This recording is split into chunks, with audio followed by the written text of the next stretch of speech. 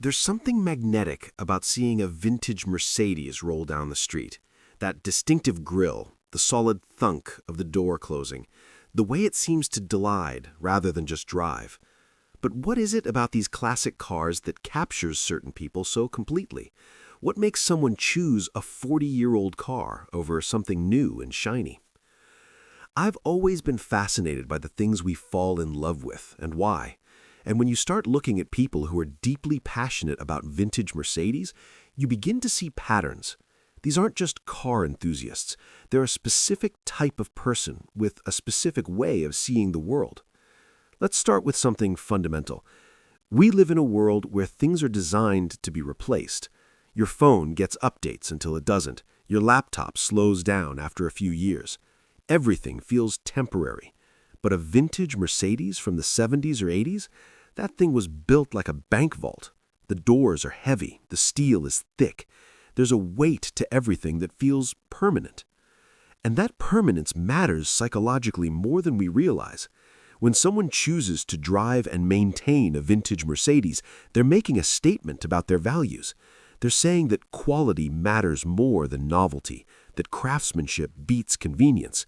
And in a deeper sense, they're searching for something stable in an unstable world. Think about it this way.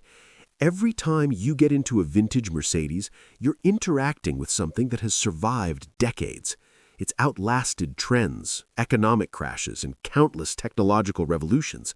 There's a quiet confidence in that. And the people who love these cars often share that same quality. They're not easily swayed by what's new or popular. They trust their own judgment. Now, here's where it gets interesting. Nostalgia plays a huge role, but not in the way you might think. Most vintage Mercedes enthusiasts aren't trying to relive their youth. Many of them are younger people who never experienced these cars when they were new. So what's happening here? It's what psychologists call aspirational nostalgia. It's a longing for a time you never experienced but believe was better in some fundamental way. The 70s and 80s represent an era when things were supposedly simpler, more honest, more real. Whether that's actually true doesn't matter. What matters is the psychological need to connect with that perceived authenticity. And vintage Mercedes perfectly embodies that feeling. These cars don't have touchscreens or lane assist or any of the digital complexity that defines modern vehicles. They're mechanical. You can understand them. You can fix them. There's a directness to the driving experience that feels increasingly rare. This connects to something deeper in human psychology. We have a fundamental need for mastery and competence. We want to feel capable. And when you own a vintage Mercedes, you develop a relationship with the machine. You learn its quirks. You understand when something sounds different. You become the expert on this particular car. That sense of mastery is incredibly satisfying. In our daily lives, we're often dealing with systems we don't understand, technology that works like magic, algorithms that make decisions we can't see. But with a vintage Mercedes, everything is visible. Everything makes sense. You are in control. Let me tell you something else that matters: status and identity. Now, this isn't about showing off in the traditional sense. Vintage Mercedes enthusiasts will tell you they don't care what others think. But here's the thing. Choosing a vintage Mercedes over a new luxury car is absolutely a statement. It's just a different kind of statement. It says you're knowledgeable, that you appreciate things others might overlook, that you're confident enough to go against the grain. It's a form of cultural capital. You're signaling that you belong to a specific community of people who get it, who understand why a W123 diesel from 1982 is more desirable than the latest model. And that community aspect is crucial. Vintage Mercedes ownership connects you to a global network of like-minded people. You wave at each other on the road. You share tips online. You help each other find parts. There's a camaraderie there that you simply don't get with a new car. Everyone with a new S-Class has essentially the same car, but every vintage Mercedes has a story. This brings us to something really fascinating about human psychology. We're meaning-making creatures. We need narratives. We need stories. And objects become repositories for those stories. Your vintage Mercedes isn't just a car. It's the car you drove across the country, the car you proposed in, the car that taught you patience when you spent a weekend fixing the fuel injection system. These experiences create deep emotional bonds. Psychologists call this the endowment effect. Once we own something and invest time and energy into it, we value it far beyond its objective worth. And with vintage Mercedes ownership, you're constantly investing. Time, money, effort, learning.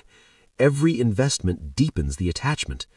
But there's another layer here that I find particularly interesting. Vintage Mercedes appeal to people who have a specific relationship with time. Most of modern life is about speed and efficiency. Get there faster, do it quicker, save time. But vintage Mercedes ownership requires the opposite mindset. These cars demand patience. They break down, parts are hard to find, repairs take time. You can't rush the process. And the people who love these cars don't see that as a problem. They see it as the point. They've opted out of the speed-obsessed modern world in favor of something slower and more deliberate. This is actually a form of mindfulness. When you're working on a vintage Mercedes or even just driving one, you're fully present. You're listening to the engine. You're feeling the road. You're engaged in a way that modern cars don't require. It's meditative. And I think that's part of why these cars are experiencing a resurgence right now. We're living through a time of incredible anxiety and disconnection. Everything feels fast and overwhelming and out of control. A vintage Mercedes offers an antidote to that. It's tangible, it's manageable, it connects you to the physical world in a genuine way. There's also something to be said about the aesthetic appeal. Vintage Mercedes have a design language that many people find more beautiful than modern cars. Those clean lines, the understated elegance. There's no aggression in the design, no fake vents or unnecessary styling elements, just honest, purposeful design. This aesthetic preference reveals something about personality. People who prefer vintage Mercedes tend to appreciate simplicity and restraint. They're often turned off by flashiness or ostentation. They value subtlety. Good taste to them is about knowing what to leave out, not what to add. Here's something else I've noticed. Vintage Mercedes enthusiasts often have other interests that follow similar patterns. They might collect vinyl records. They might prefer mechanical watches. They might shoot on film cameras. There's a consistency to their choices. They're drawn to analog experiences in a digital world. This isn't about being a Luddite or rejecting technology. Most of these people use smartphones and computers just like everyone else, but they've made a conscious decision about where they want authenticity and where they're okay with convenience. And for them, cars fall firmly in the authenticity category. The psychology of this is fascinating because it shows how we use objects to construct and express our identity. Your choice of car isn't just about transportation, it's about who you are and who you want to be. And choosing a vintage Mercedes says something very specific about your values, your priorities, and your worldview. It says you're someone who looks backward to move forward, someone who believes the past has valuable lessons, someone who isn't seduced by marketing or trends, someone who trusts their own judgment over popular opinion. And, maybe most importantly, it says you're someone who believes that relationships take time, that the best things in life aren't instant, that value comes from investment and commitment and patience. These are old-fashioned ideas in many ways, but they're ideas that resonate deeply with a certain type of person.